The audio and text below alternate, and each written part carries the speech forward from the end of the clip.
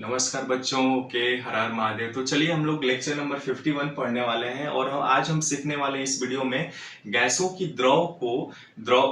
द्रव में विलेयता को प्रभावित करने वाले कारक। उसमें पहला कारक है कि नेचर ऑफ गैस, यानी गैस की प्रकृति कैसी होनी चाहिए। ठीक है, तो रिक्वेस्ट करूंगा यदि आप चैनल पर नए तो प्लीज चैनल को सब्सक्राइब, लाइक और शेयर कर लीजिएगा, साथ में घंटी का आइकन जरूर दबा लीजिएगा। ओके, नेचर ऑफ गैस कैसा होना चाहिए, देखिए जैसा कि यानी गैस की प्रकृति कैसा होना चाहिए, हिंदी में लिख सकते हैं गैस की प्रकृति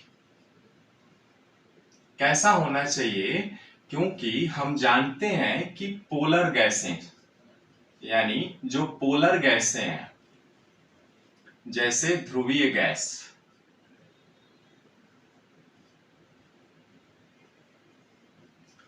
ये किसमें पोलर गैसें किसमें विलय होती हैं, पोलर सॉल्वेंट में, है ना। ये हम जानते भी हैं पोलर सॉल्वेंट में, यानी ध्रुवीय विलायक, जिसको हिंदी में आप कहते हैं ध्रुवीय विलायक,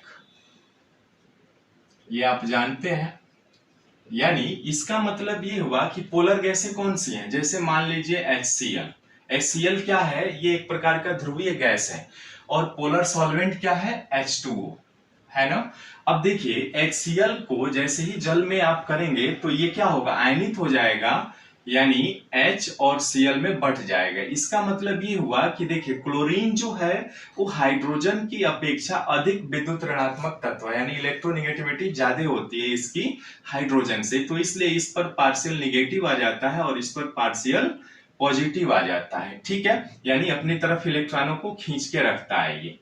अब यहाँ पे H2O का हम जानते हैं कि ऑक्सीजन से हाइड्रोजन जुड़े होते हैं, और यहां भी हम जानते हैं कि क्या होता है, ऑक्सीजन जो है वो हाइड्रोजन की तुलना में मोर इलेक्ट्रोनेगेटिविटी है ना, यानी विद्युत ऋणात्मक होता है, तो इस पर पार्शियल निगेटिव, इस पर पार्शियल पॉजिटिव आ जाता है। ठीक है, अब जैसे ही आप HCl को जल में मिलाएंगे, विलयन तैयार करेंगे, तो ये क्या होता है, Cl किसके तरफ आ जाता है, हाइड्रोजन से क्या होता है, इसका प्यार मोहब्बत बढ़ जाता है, यानी इनका स्नेह हो जाता है दोनों का, तो ये इसके साथ चला जाता है, और हाइड्रोजन किसके साथ, ऑक्सीजन के साथ चला जाता है। ठीक है, तो यहाँ पे सिंपल समझने वाली बात ये है कि पोलर गैसें यानी लाइक डिजॉल्व लाइक कॉन्सेप्ट के अनुसार जो ध्रुवीय गैसें होती हैं वो ध्रुवीय विलायकों में ही घुलती हैं। जैसे मान लीजिए आप जानते हैं कि अध्रुवीय यानी O2 जो है, या N2 है, या H2, ये सभी नॉन पोलर गैसें हैं,